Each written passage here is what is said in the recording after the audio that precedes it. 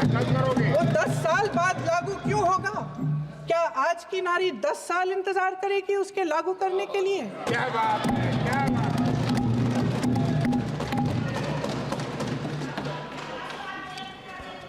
आज संसद में बैठे हुए सत्ता पक्ष के मेरे साथी ज्यादा से ज्यादा अतीत की बातें करते हैं। 1921 में क्या हुआ, कब हुआ, नेहरू जी ने क्या किया। अरे वर्तमान की बात करिए, देश को बताइए आप क्या कर रहे हैं, आपकी जिम्मेदारी क्या है? कि सारी जिम्मेदारी जवाहरलाल नेहरू की है। अध्यक्ष महोदय जी, ये सरकार आर्थिक न्याय का सुरक्षा कवच तोड़ रही है। आज संसद में बैठी ये सरकार बेरोजगारी और महंगाई से जूझ रही हमारी जनता को क्या राहत दे रही है? कृषि के कानून भी बड़े बड़े उद्योगपतियों के लिए बन रहे हैं। सही एमएसपी को छोड़िए, डीएपी तक नहीं मिल रहा है।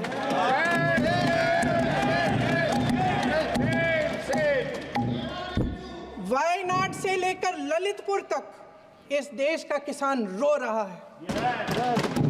आपदा आती है तो उसको कोई राहत नहीं मिलती। भगवान भरोसे है आज इस देश का किसान, उसको छोड़ दिया गया है। आज हिमाचल में देखिए, जितने भी कानून बने हैं वो सब बड़े बड़े उद्योगपतियों के लिए बन रहे हैं। हिमाचल में जो सेब उगता था, उसके जो छोटे छोटे किसान हैं वह रो रहे हैं, क्योंकि एक व्यक्ति के लिए सब कुछ बदला जा रहा है। सुनने की हिम्मत रखो।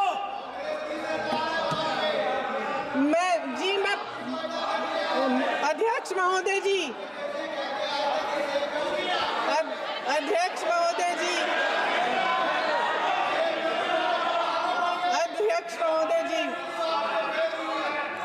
महोदय जी, सारे कोल्ड स्टोरेज प्रदेश की सरकार ने नहीं दिए, कोल्ड स्टोरेज आपकी सरकार ने दिए हैं। देश देख रहा है कि एक व्यक्ति को बचाने के लिए 142 करोड़ देश की जनता को नकारा जा रहा है। सारे बिजनेस, सारे संसाधन, सारी दौलत, सारे मौके एक ही व्यक्ति को सौंपे जा रहे हैं। सारे बंदरगाह, एयरपोर्ट्स, सड़कें, रेलवे का काम, कारखाने, खदानें, सरकारी कंपनियां सिर्फ एक व्यक्ति को दी जा रही है। जनता के मन में हमेशा ये विश्वास होता था कि अगर कुछ नहीं है तो संविधान हमारी सुरक्षा करेगा, मगर आज आम लोगों के बीच ये धारणा बनती चली जा रही है कि सरकार सिर्फ मुनाफे के लिए चल रही है। देश में बहुत तेजी से गैर बराबरी बढ़ रही है। जो गरीब है वो और गरीब हो रहा है, जो अमीर है वो और अमीर हो रहा है। इस सरकार ने आर्थिक न्याय की भी सुरक्षा कवच तोड़ दिया है। राजनीतिक न्याय की जब बात होती है, मेरे सत्ता पक्ष के साथी आज खड़े हुए और तमाम गिनती करने लग गए कि ऐसा हुआ वैसा हुआ, 1975 में जो हुआ। तो सीख लीजिए ना, आप भी सीख लीजिए, आप भी अपनी गलतियों के लिए माफी मांग लीजिए। आप भी बैलेट पे चुनाव कर लीजिए, दूध का दूध, पानी का पानी हो जाएगा। आप राजनीतिक न्याय की बात करते हैं, सरकारों को पैसों के बल पर गिरा देते हैं।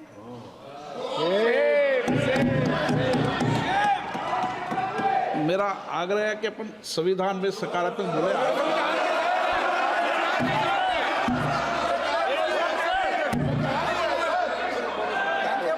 अध्यक्ष महोदय, अध्यक्ष महोदय, सत्ता पक्ष के हमारे साथी ने एक उदाहरण दिया उत्तर प्रदेश की सरकार का, तो मैं भी एक उदाहरण दे देती हूँ महाराष्ट्र की सरकार का।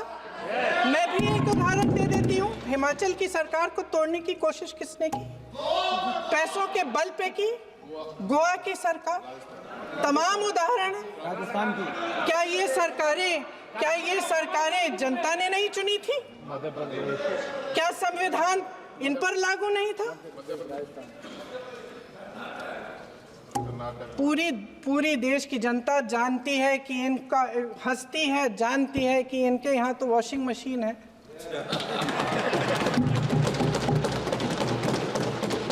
तो यहाँ से वहाँ जाता है, वो धुल जाता है।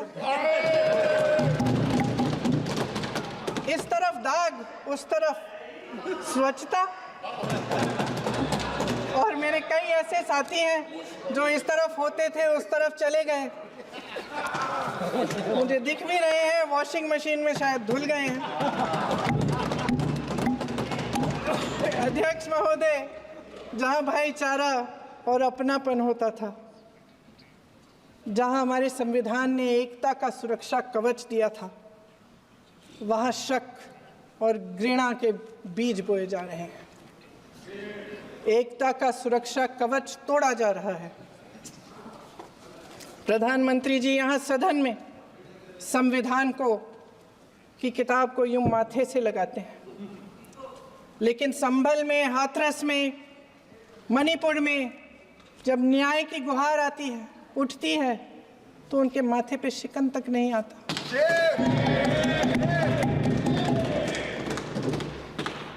शायद समझ नहीं पाए हैं कि भारत का संविधान संघ का विधान नहीं है।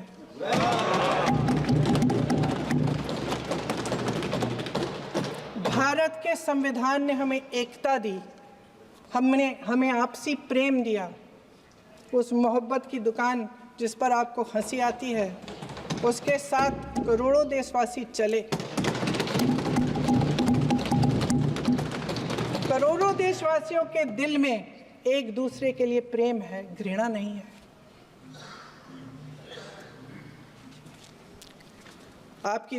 इनकी जो विभाजनकारी नीतियां हैं, उसका नतीजा हम रोज देखते हैं। राजनीतिक फायदे के लिए संविधान को छोड़िए, देश की एकता को भी ये रख नहीं सकते, इसकी सुरक्षा नहीं कर सकते। हमने संभल में देखा, मणिपुर में देखा। दरअसल इनका कहना है कि अलग अलग इस देश के अलग अलग हिस्से हैं, लेकिन हमारा संविधान कहता है कि ये देश एक है और ये देश एक रहेगा। जहां खुला विवाद होता था, अभिव्यक्ति का सुरक्षा कवच होता था, इन्होंने भय का माहौल पैदा किया है। सत्ता पक्ष के मेरे साथी अक्सर 75 सालों की बात करते हैं, लेकिन इन 75 सालों में ये उम्मीद, आशा, ये अभिव्यक्ति की ज्योति कभी थमी नहीं, कभी बुझी नहीं। इस देश की जनता ने खुलकर आलोचना की, निडर होकर धरने किए, प्रदर्शन किए। जब जब जनता नाराज हुई, तब तब सत्ता को ललकारा, उसे चेतावनी दी, बड़े से बड़े नेताओं को कटघरे में खड़ा किया, उनसे जवाब मांगा, न्याय मांगा। इस देश के छोटे छोटे से नुक्कड़ की दुकानों में, चाय की दुकानों में, इस देश के घरों में, गलियों में, मोहल्लों में, अखबारों में, प्रकाशन घरों में, न्यायपालिकाओं में चर्चा कभी बंद नहीं हुई। लेकिन आज ये माहौल नहीं है। आज जनता को सच बोलने से डराया जाता है, धमकाया जाता है। पत्रकार हो या विपक्ष का नेता हो या किसी यूनिवर्सिटी का प्रोफेसर हो, छात्र संघ हो या कर्मचारियों का संगठन हो, सबका मुंह बंद कराया जाता है। किसी पे ईडी, किसी पे सीबीआई, किसी पे इनकम टैक्स, फर्जी मुकदमे लगवाए जाते हैं, जेल में डाल दिया जाता है, विपक्षी नेताओं को जेल में डाल दिया जाता है, उनको सताया जाता है। किसी को नहीं छोड़ा इस सरकार ने। देशद्रोही कह के उत्तर प्रदेश में मुझे याद है कुछ अध्यापिकाएं प्रदर्शन कर रही थी, उन पर मुकदमा डाल दिया देशद्रोही का, उन्हें देशद्रोही कह दिया। इन्होंने देश का पूरा माहौल भय से भर दिया है। इनकी मीडिया की मशीन झूठ फैलाती है, तरह तरह के आरोप लगाती है, और शायद वह भी भय में ही है।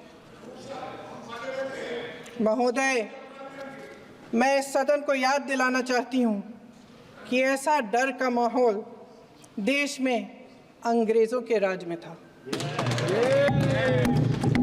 जब इस तरफ बैठे हुए गांधी की विचारधारा वाले लोग आज़ादी की लड़ाई लड़ रहे थे और उस तरफ वाली विचारधारा वाले लोग भय में रहकर अंग्रेजों के साथ साठ-गांठ कर रहे थे। लेकिन अध्यक्ष महोदय, भय का भी अपना स्वभाव होता है। भय फैलाने वाले हमेशा भय का खुद शिकार बन जाते हैं।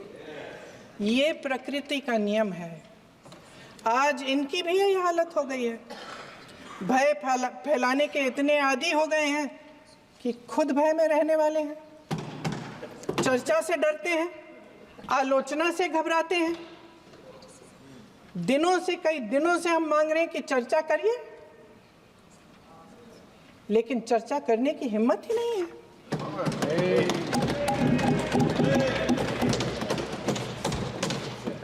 एक कहानी होती थी अध्यक्ष महोदय, शायद बचपन में आपने भी सुनी होगी। राजा भेष बदलकर बाजार में आलोचना सुनने जाता था। ये सुनने जाता था कि प्रजा मेरे बारे में क्या कह रही है, मैं सही रास्ते पे चल रहा हूँ कि नहीं।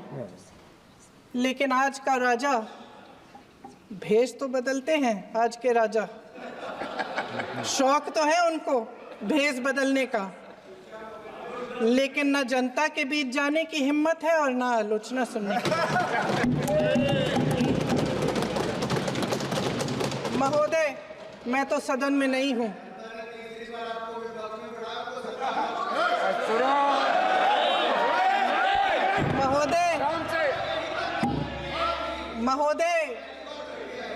महोदय, जनता में बहुत विवेक है, ये सही है।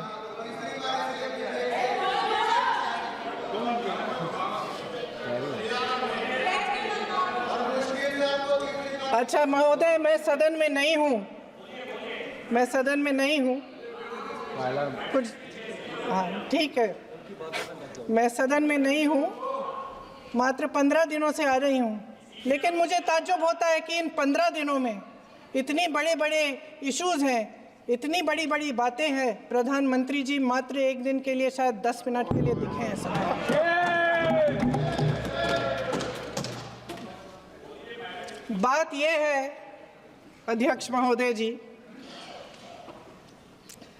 कि ये देश भय से नहीं, साहस और संघर्ष से बना है।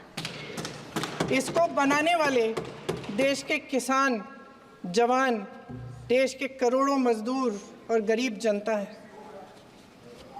संविधान इनको साहस देता है। मेहनती मिडिल क्लास है। और इस देश के जो करोड़ों देशवासी हैं, जो रोजाना भयंकर परिस्थितियों का सामना करते हैं, उनको साहस देता है। वायनाड में जो आपदा आई, उसमें एक छोटा लड़का था 17 साल का। 6 घंटों के लिए उसने अपनी माँ को बचाने की कोशिश की। 6 घंटों के लिए आप सोच सकते हैं कि अगर नदी की धारा बह रही है, नाराज है, आप अपनी माँ को पकड़े हो, 6 घंटों के लिए पकड़े रखते हो कि मेरी माँ बच जाएगी, और अंत में वो माँ भी बह जाती है। उस लड़के का साहस, उन महिलाओं का साहस जो पीड़ित हैं लेकिन फिर भी अपनी लड़ाई लड़ रहे हैं, उन संभल के बच्चों का साहस जिनके पिताजी अभी अभी गुजर गए, लेकिन फिर भी उनके सपनों को साकार करने की हिम्मत है, उनका साहस है। वो साहस इस संविधान ने दिया है।